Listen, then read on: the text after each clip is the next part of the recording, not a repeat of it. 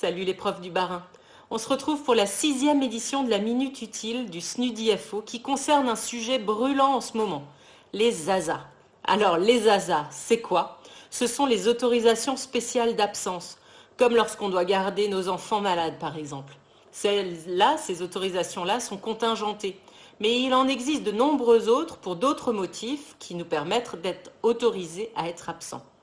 Or, avec le confinement, sont apparues des confusions entre ces autorisations spéciales d'absence, les arrêts maladie et l'autorisation de travailler à distance. Les profs ont même posé des ASA, mais ils ont télétravaillé tout de même. Or, lorsqu'on est autorisé à être absent, on ne travaille pas et on ne télétravaille pas non plus. Bon, on ne va pas revenir sur le confinement, franchement, il a assez duré. Mais ça nous aide à mieux comprendre le mélange des genres qu'on observe depuis quelques jours, voire quelques semaines. Comme ce protocole accentue la territorialisation de l'école, on a vu apparaître des IEN qui ont donné des consignes en totale contradiction avec le ministère. Et là, on n'a pas pu s'en empêcher. Le SNUDIFO est intervenu directement auprès de la DAZEN et ça a fonctionné. Je m'explique.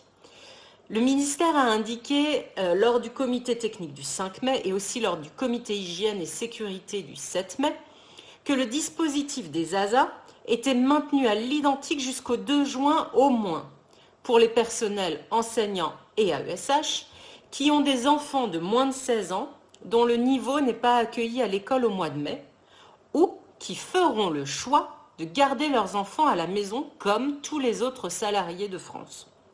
Mais cette consigne n'était pas appliquée dans notre département. Certaines circonscriptions ont même écrit dans leurs notes de service que les enseignants étaient désormais des personnels prioritaires pour l'accueil de leurs enfants dans les écoles barinoises, au même titre que les enfants des soignants. Complètement faux. À ce jour, les enfants d'enseignants ne figurent pas du tout dans les textes officiels. Alors que dans d'autres académies, la consigne ministérielle était respectée, dans le Bas-Rhin, les droits des profs et des AESH étaient largement bafoués. Ni une, ni deux, on a interpellé la DAZEN et le secrétaire général en comité hygiène et sécurité sur ce déni du droit. C'est Jacques qui s'en est occupé.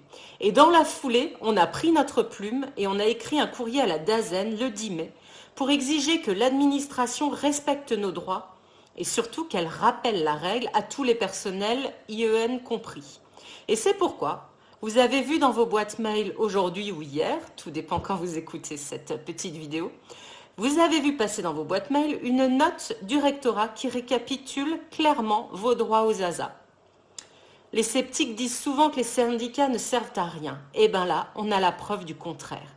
Si le SNUDIFO n'était pas intervenu, certains collègues auraient certainement subi des pressions de leur hiérarchie pour leur imposer de se rendre dans leurs écoles en déposant parfois leurs propres enfants dans les pôles d'accueil pour les personnels prioritaires. Le ministre Blanquer annonçait que la reprise serait progressive et sur la base du volontariat des familles.